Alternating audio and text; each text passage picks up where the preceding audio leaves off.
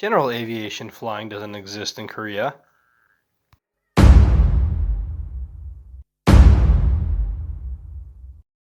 There you go.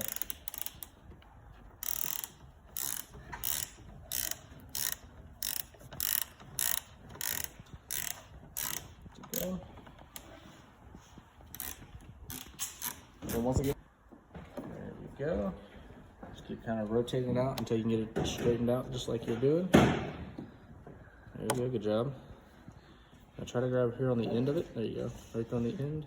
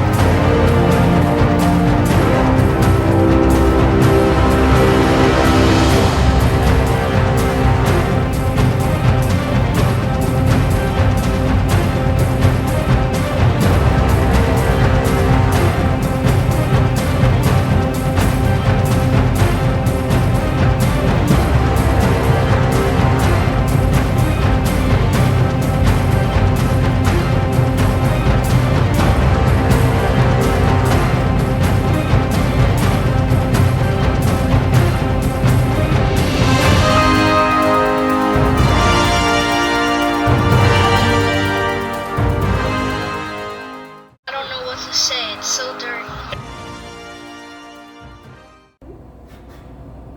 Yeah. Well, through it's really slow. Otherwise, you'll heat the bit up. You'll just end up melting the metal around it rather than cutting it out of the way.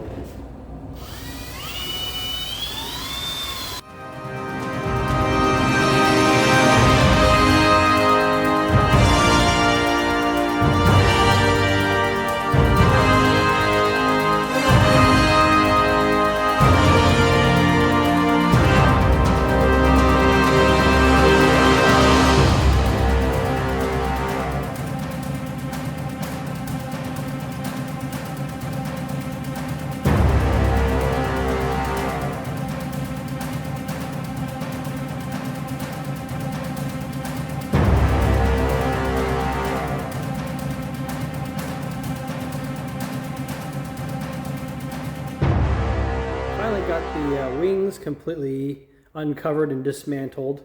If you take a look, these are the taken apart wings on the workbenches that I put them on. Over here in the corner is the old coverings that are completely done. You can see that the waterproof coating is completely crumbling and coming apart. They're also still kind of full of that residual mud in there. Sadly, I didn't find it completely intact like I had thought it would be. Mostly it was. The ribs, for the most part, were good. They're over there, here pulled apart and labeled, but I'd found 3 of them had some cracks in them. You see the first one here. This one has one right there. This third one has one here. But these don't appear to be impact or stress-related fractures. It seems to me like maybe water got in these tubes, and then the ice, as they froze over, the ice expanded and caused it to burst in those locations. So I've contacted the manufacturer to get some new ones ordered through, along with the new fabric coverings I'm going to put in. As you can see, these are the tip cap ribs, or the connection point for the it's a fiberglass connection for the wingtips, and they're riveted in. You can see it's been done more than once.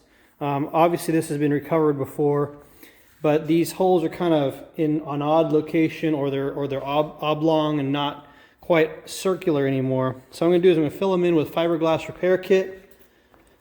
I'm going to fill them in again and re-drill them. I'm also going to do that for the wingtip caps over here. You can see that the wingtips also kind of have some worn out holes, more on the bottom than the top. You can see some of the holes are kind of elongated and not perfectly circular anymore.